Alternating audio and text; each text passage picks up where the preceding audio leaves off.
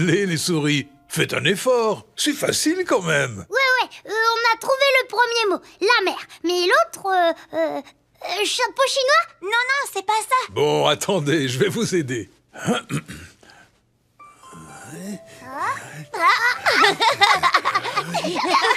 dirait que tu te fais de la gymnastique. Mais le problème, c'est que je ne ressemble en rien à une méduse, moi. Méduse.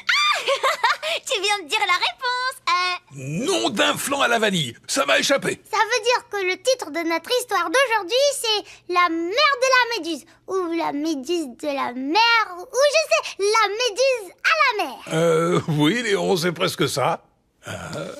Mère méduse. Ah mais oui, c'est la mère, la maman. C'est la maman, la méduse? Peut-être. Allez, vous êtes prêtes pour l'histoire, les souris? Oui.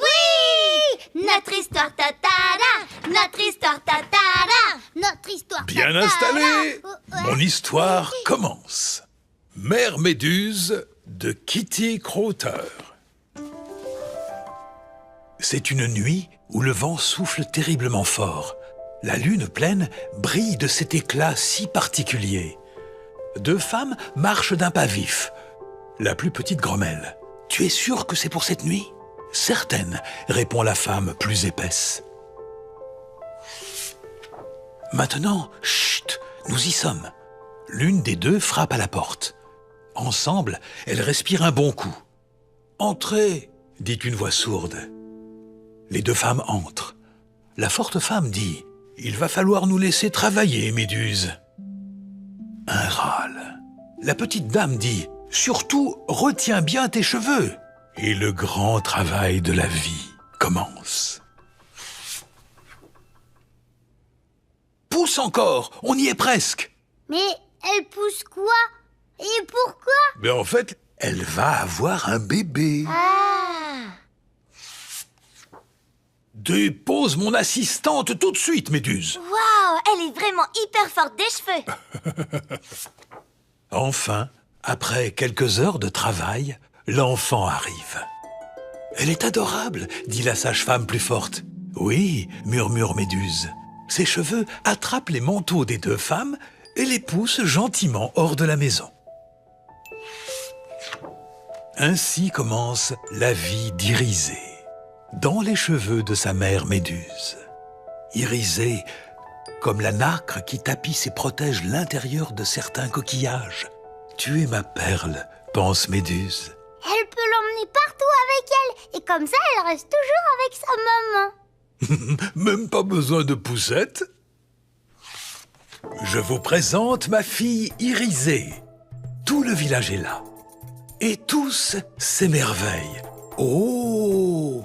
Ou Irisée! Ou encore adorable! Madeleine, qui l'a mise au monde, tend les bras. Non, tu ne peux pas la prendre. Elle est à moi. Oh, c'est triste. J'espère qu'elle va pas pleurer, Madeleine. Tu es ma perle, et je serai ton coquillage, dit Mère Méduse dans un souffle. Je sais pas vraiment si j'aimerais être une perle dans un coquillage, moi. Faire la sieste dans un nid, manger au rythme des cheveux, faire ses premiers pas dans l'eau salée. Maman oiseau, dit Irisée. Attends, carrément, elle peut la porter jusque tout en haut de l'arbre avec ses cheveux? Ils sont magiques comme réponse. Bah, elle va pas jouer avec les autres. Bah non, il y a une barrière d'algues. Je ne crois pas que ce soit la seule raison. Je voudrais aller à l'école. C'est hors de question, répond Méduse. Mais pourquoi? Demande Irisée. Moi, je peux t'apprendre. Peut-être, mais je voudrais être avec les autres enfants. Bah oui, pour avoir des copains. Et eux alors? C'est pas ses copains? Si, mais il lui faut aussi des copains comme elle. Irisée, viens! J'arrive, Mère Méduse! C'est comme ça qu'ils apprennent les autres enfants? Demande Irisée. Oui, ma chérie. Soir après soir, Mère Méduse lit à sa fille. « Je suis la redoutable et terrible Méduse » dit Irisée. Chaque jour, Irisée regarde par la fenêtre les enfants qui jouent sur la plage. Irisée, tu veux faire du cheval? Non, je crois que je vais lire un livre, dit-elle en soupirant. Tu veux aller à l'école? Je peux? Oh oui, elle va enfin aller jouer avec les autres enfants. Le lendemain, Irisée a son cartable sur le dos. Il est l'heure de partir. Non, tu ne peux pas m'accompagner. Tu fais peur à tous les enfants. Bah, elle est pas méchante pourtant. Oui, mais elle fait quand même un peu peur avec ses grands cheveux. À l'école, tous les enfants veulent connaître son nom. Allons, allons, dit le professeur. La classe commence toujours par une lecture. Cette fois-ci, c'est Irisée qui lit. Elle lit bien, chuchotent les enfants. La classe est terminée. Les enfants disent « À demain, Irisée !» C'est l'heure des papas, des grands-parents, grands frères, grandes sœurs et des mamans. Lui, c'est peut-être un papa, et lui, le papy de lui. Et elle, c'est sûr, c'est la maman. Bah, et Irisée alors? Irisée, entend-elle derrière elle.